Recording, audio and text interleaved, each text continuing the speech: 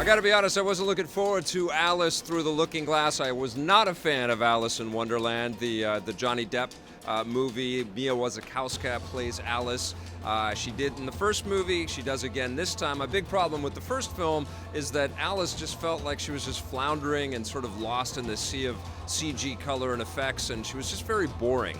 And I think that the filmmakers for the sequel took a look at that and decided that, no, we've got to up our game. We have to make a true heroine with this new movie, and let's make Alice very interesting and assertive. And I actually thought that was very commendable because definitely Mia Wasikowska has a lot more to do here. She starts off as a sea captain, and she's being chased by other captains and being fired at, and she does some daring maneuvers. And we get to understand that this is a woman that has seen some stuff, been through some things, and can deal. And she likes to say things like, I want to do 6 impossible things before breakfast. And I think that is just fantastic. I thought that was a great starting point for our new adventures with this sequel. And truly, this is a movie that is filled with adventure. This is a very kinetic movie. It's a very noisy movie.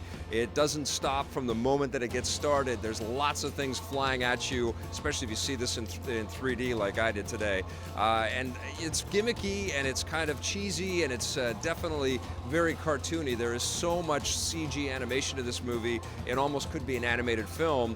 But there is, I think, a little bit more life and a little bit more charm, and also an inherent confidence that the first movie was an unbelievable success. It made tons and tons of money around the world, and I think everybody decided on this movie not to squander that opportunity. Nobody phoned it in except for, I feel like, Johnny Depp, who is the star of this movie. And every time he was on screen, the thing that I kept thinking about was his sink at the end of the day when he had to wash off all of the makeup, like how many crazy colors there would be in the sink because he's just loaded with all of this crazy makeup. And not only has he got this insane makeup that makes him look like a fusion between a ginger Michael Jackson and Elijah Wood. It's just creepy. But then they also add this layer of CG polish over him, so his face never looks real. It looks like it's an artificial thing, and it made me kind of uncomfortable. He's a morose Mad Hatter in this movie. He doesn't really act like a Mad Hatter. He's like a, mopey Mad Hatter. He's a mopey Hatter. I was uncomfortable watching Johnny Depp in this performance. I felt like we've seen so many different, Johnny Depp variations in makeup at this point.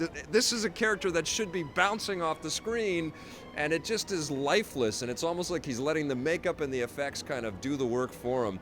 Meanwhile, Helena Bonham Carter is chewing up the scenery again as the evil queen, the big-headed queen. She's screaming out every line. She's having fun. She's, having tantrums, literally eating the scenery in this thing, and I thought that was actually pretty fun to watch. All of the CG furry creations are done very well. They're very cute. They're very effective.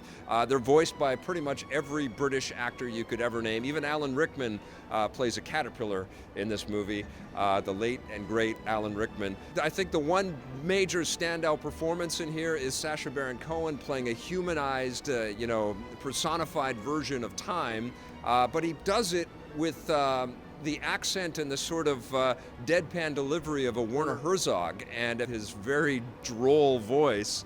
It's very funny. When does Alice arrive? And I actually thought that was a great choice. And there's actually some layers of, believe it or not, even though he's kind of playing a clockwork version of a human, there's actually some humanity in Sacha Baron Cohen's performance. And usually he's so over the top that he's very unbelievable, but I actually liked him in this movie. You know what? I mean, it's definitely a lot of stimuli. There's a lot of stuff flying at you through the course of this 2 hours. I did appreciate that they beefed up the role of Alice this time and actually made her an action hero. I thought that was pretty damn fun. But at the end of the day, it did feel a little bit like, they got the band back together again, and they want to make more mountains of moolah, like it was really just an effort to kind of cash in on the previous success of the Alice in Wonderland franchise. I think it's definitely not a dull movie. I just think that it's kind of emotionally empty and a little needless. I think that we didn't really, especially myself, didn't really want this thing, and we got it.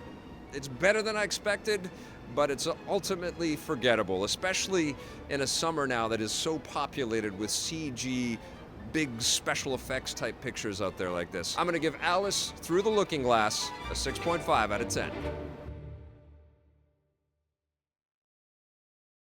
Hey, thanks for checking out that video on our EPN channel. It's just one small part of the things that we make around here. So if you liked it, don't forget to check out some of our other vids and hit that subscribe button.